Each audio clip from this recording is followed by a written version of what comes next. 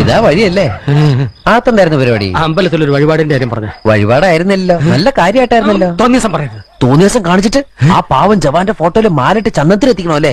പുരുഷേട്ടനെങ്ങാനും അറിഞ്ഞാ പിള്ളച്ചന്റെ ഫോട്ടോയില് മാലിട്ട് ചന്ദനത്തിലെത്തിക്കേണ്ടി വരും. വീട്ടിൽ വെച്ച് ചതറിക്കും.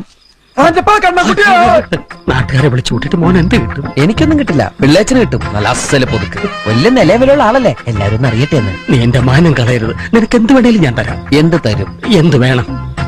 അച്ഛന്റെ കയ്യിൽ നിന്ന് കള്ളക്കണക്ക് എഴുതി വാങ്ങിച്ച കുരുടിമുക്കിൽ 25 സെന്റ് സ്ഥലം. അയ്യോ മാധവ, അത് അയ്യാ മാധവ, അത് എഴുതി തരൊന്നും വേണ്ട.